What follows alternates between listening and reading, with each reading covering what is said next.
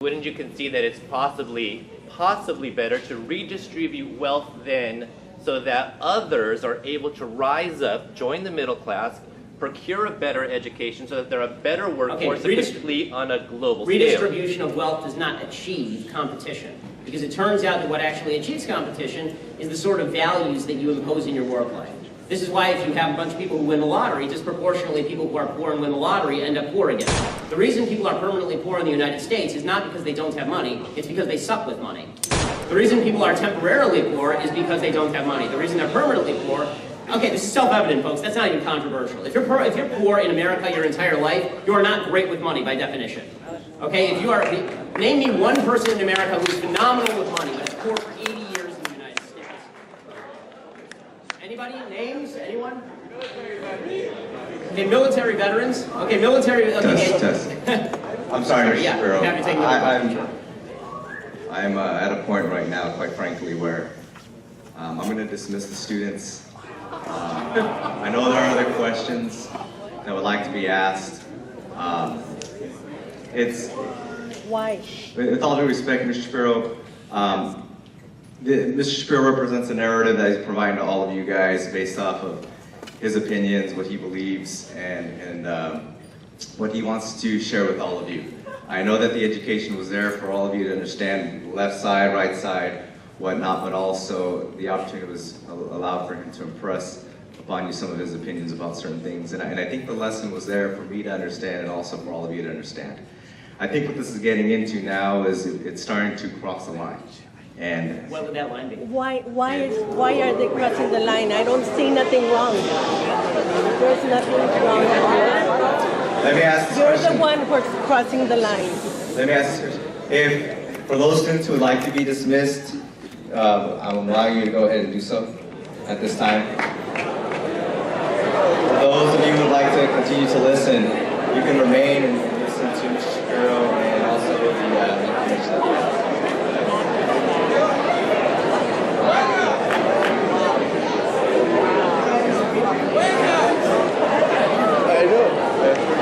I know.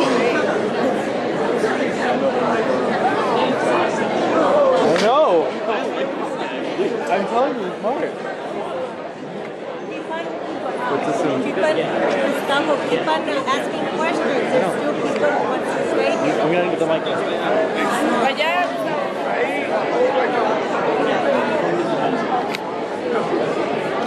Guys in the classroom with a monologue on politics without the kids walking out. That'd be awesome.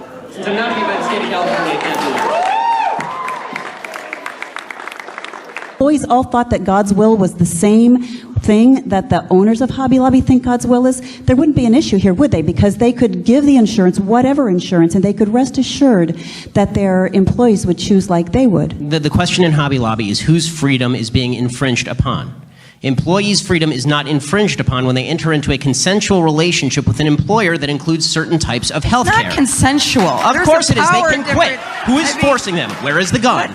Huh? Where is the gun? Who is forcing them? Where is the chain? Who is locking them to their Stop desk? with the gun language. The reason that I use the gun language is because locking them to their desk. Stop with the gun language. The reason that I use the gun language is Stop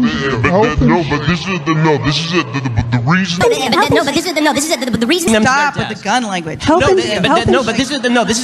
reason that I use the gun language is because it is vitally important for people to understand that every government measure at the end of the day it must be compelled by force. That's what government measures are for. There is a vast difference, a huge difference in terms of personal liberty and freedom between the government compelling behavior and a company saying that we are not going to provide certain types of coverage, and if you don't like that, you can quit or buy your own coverage. There's a vast difference. The gun's the whole issue. I'm feeling really powerful right now. The shirt, by the way. You're going to submit to us. Our time of liberalism is here. You drink that fluoride.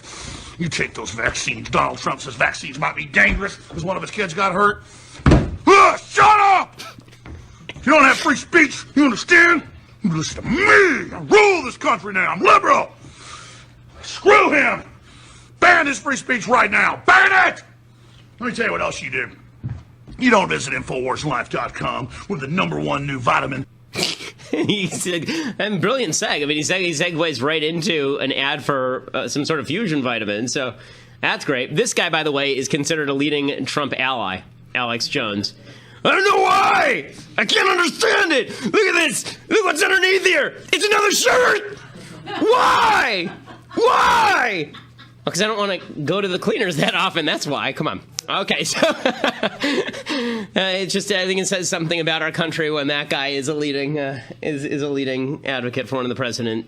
No, I mean, it isn't. This is actually how a lot of millennials think, and this is how the Occupy Wall Street movement thinks. This is a group of people who graduated with degrees in lesbian dance theory and then were surprised when they didn't get a six-figure paycheck out of college. I mean, this is, unfortunately, they were getting a paycheck consummate with their education level. The problem is that if you have to be productive in a capitalist society in order to earn anything. And this is, unfortunately, a lazy generation, a generation that expects things. And ignorant and communist is no way to go through life.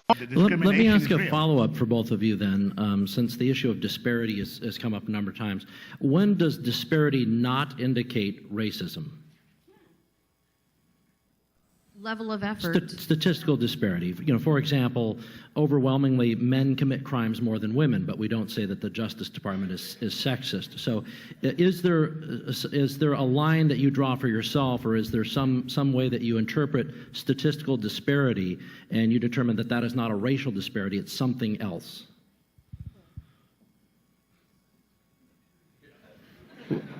Well, we can return to it. That's okay too. Ben, did you want to? Yes.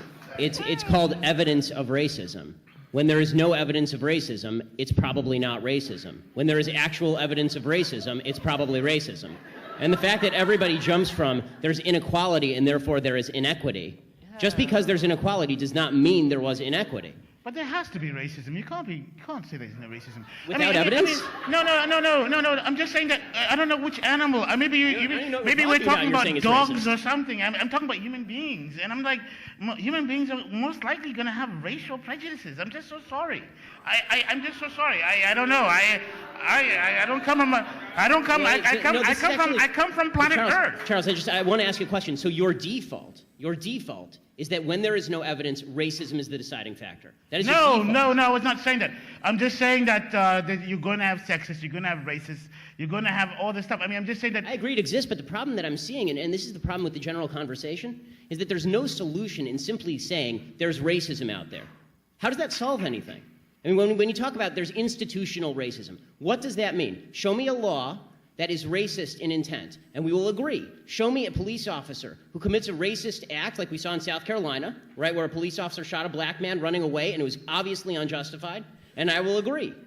But you need, the idea that you can craft a narrative based on no racism because it just must be somewhere out there in the ether, that doesn't solve problems for anybody and creates more problems for people because now they grow up in a milieu and an environment where they are told that every obstacle they face is from some shadowy, nameless, faceless group who is out to get them simply because of the color of their skin. They'll never succeed in that environment.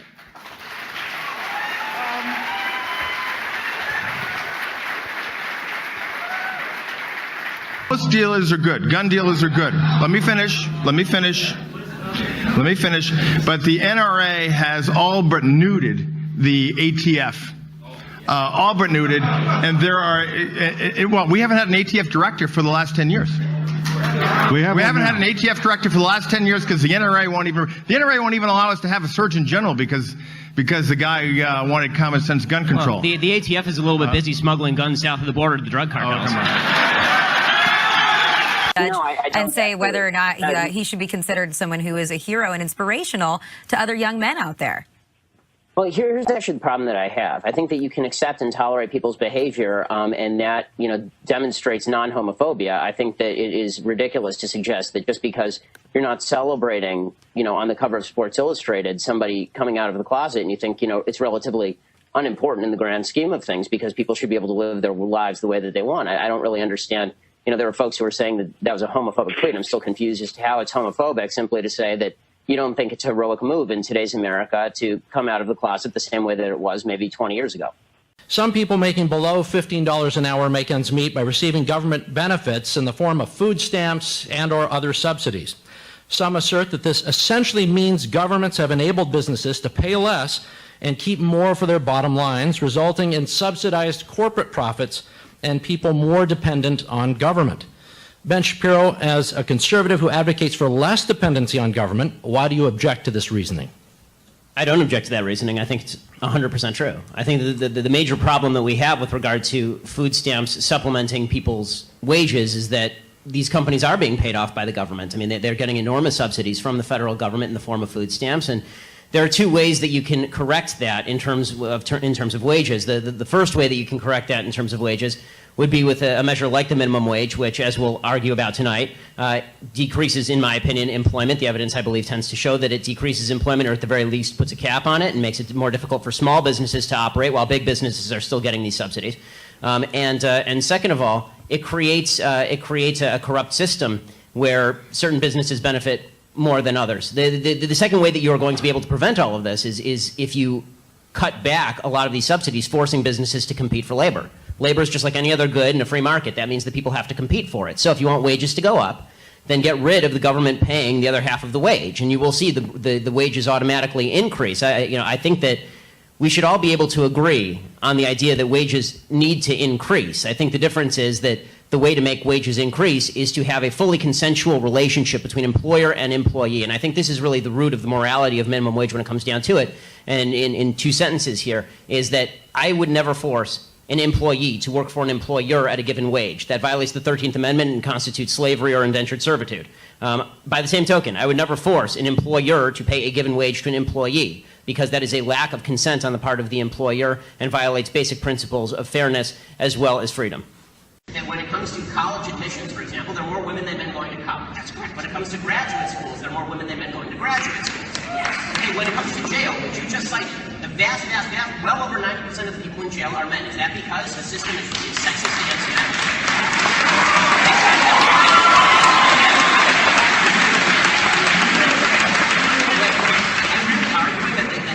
Jailing system is now sexist against men because there are more men than women in prison? That's really your argument. No, it does not also be the case that more men commit crimes. There you go.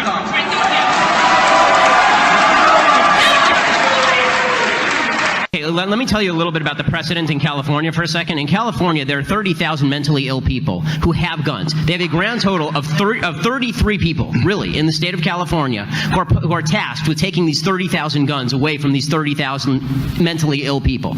Okay, we're creating a system that is either not going to be enforced or it's going to be over-enforced. This idea, if we can just trust the government, then why aren't we just trusting the government to do the right thing now? I don't understand why a piece of legislation makes them better at what they do. I mean, the government is not very good at what they're doing now. Why does new wording make them not suck? Because part of the reason... Hi.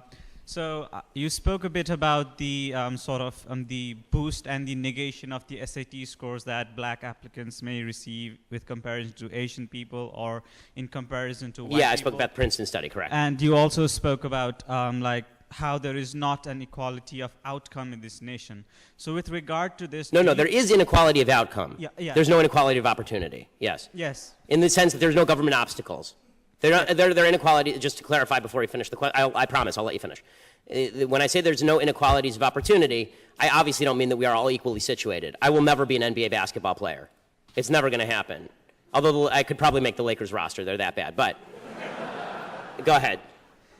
Given that you contend that there is an equality of opportunity in this nation, do you think it is right for the government to pursue, or for federal cases to say that in some cases policies like affirmative action targeting certain ethnic groups are correct, and doing this, does it acknowledge white privilege, or do we should leave this sort of policies totally out even though there is inequality of outcome?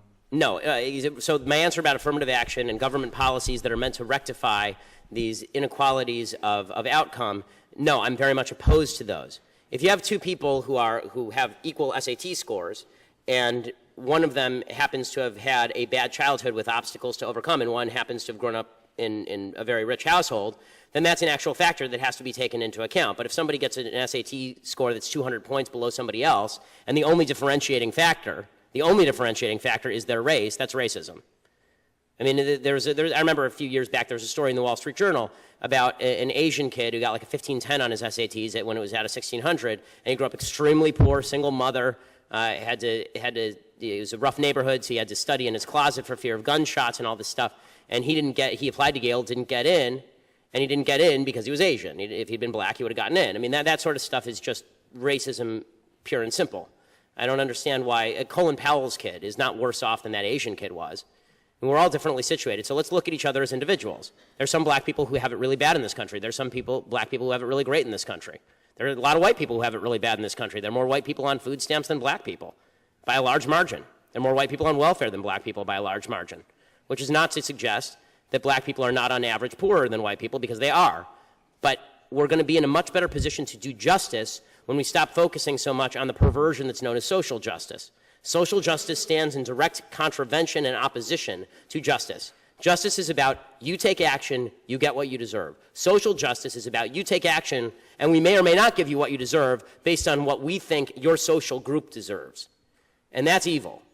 That really is. I mean, the idea that we're going to not judge the individual, we're instead going to judge what is most apropos for society based on the group to which you belong, and in some cases to which we arbitrarily place you, that's actually evil.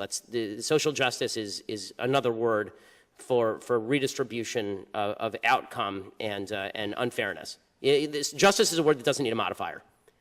Like the word good doesn't need a modifier. Social justice doesn't need a modifier. You add social to it, you're detracting from the original word.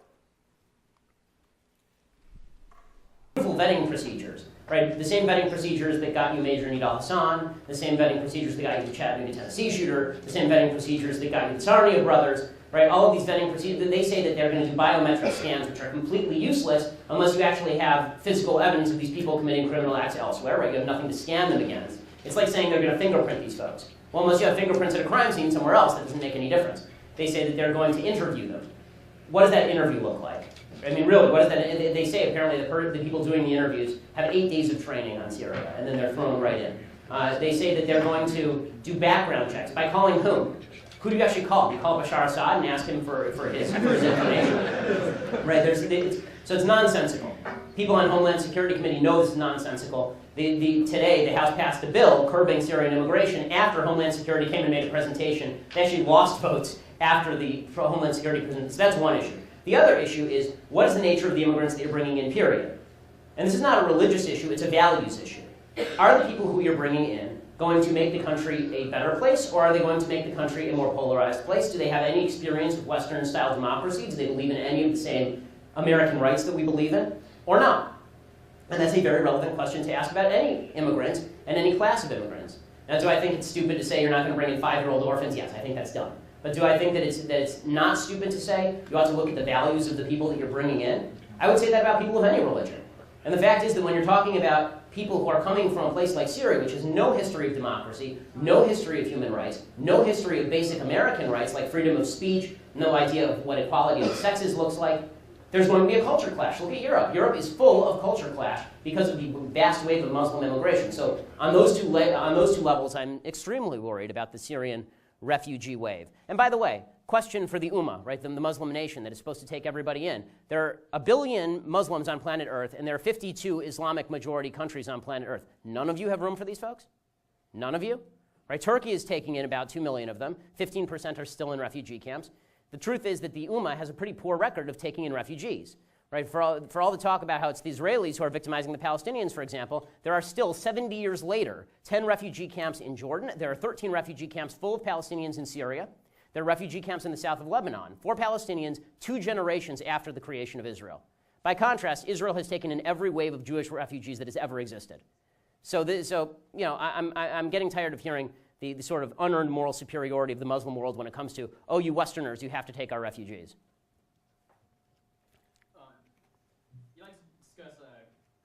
Ben writes, what is the best way to handle the refugees coming out of Syria? Have there been studies showing that refugees do better when they stay in their...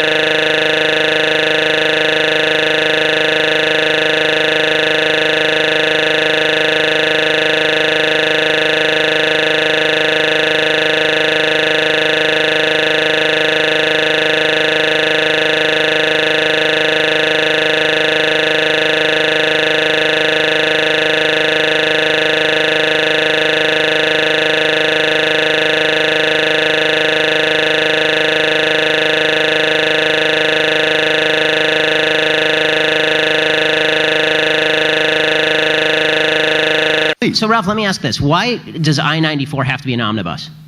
Really, it's an 18-page bill. If we agree on all of these very minor measures, then why not start with the minor measures upon which we agree? Why is it loaded up like a shopping cart with measures with which a lot of people disagree? What do you think it's loaded up? We're going to get into transfers, right? Well, yes. I mean, the definition, I mean, I don't want to get into the weeds because we talked about this earlier, but yes, the definition of transfer is incredibly vague in the bill. So a couple of things about transfers on that. And one, this bill was modeled after Oregon and California, which have had... Being from California, it's worked beautifully. Which has had... hundreds of thousands of background checks, and there hasn't been one instance of somebody put in jail for a transfer. Secondly, the key thing on a transfer is that you have to knowingly circumvent the law. In other words, you have to be a black market dealer, or otherwise you're not going to be criminalized for it. That transfer issue is put in there to affect this individual to gun show. So gun shows are private sales. You can sell a couple of guns, but you had black market dealers that were selling 50 AK-47s a session against the law. Those people should have been, by definition, federally licensed firearm dealers.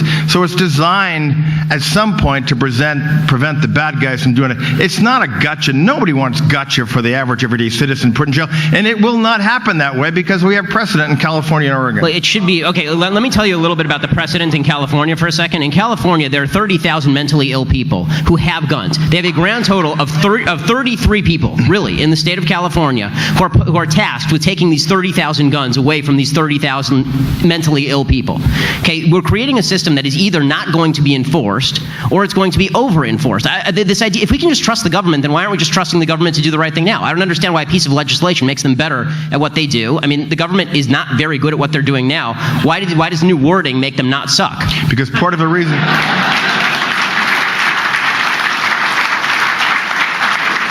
you have a law or initiative as a deterrent, that government won't even be involved, that the bad guys won't be going to gun shows to buy guns, so they have to circumvent it.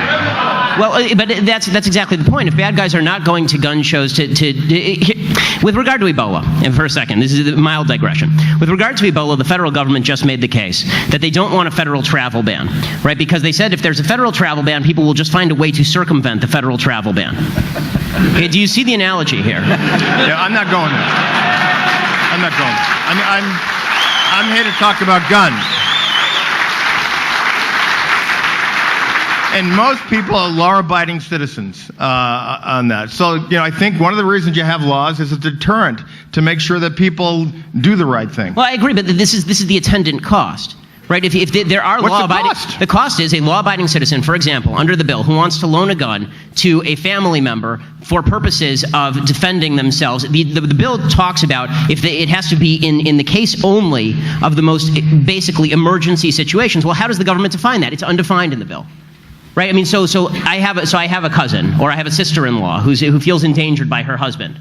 If I give her the gun and she says, I feel endangered, and she keeps it for a week, but the government only decides that she was endangered for 3 days, and the gun is stolen and used, then she can be prosecuted, I can be prosecuted, as well as the criminal. And you'll never be prosecuted. It's never happened. So again, it comes down to faith in government. You'll never be prosecuted. There's precedent here. You'll never be prosecuted. Use your best judgment and don't knowingly break the law. Then why don't we just pass a referendum that says, please prosecutors, do good stuff? Let me do a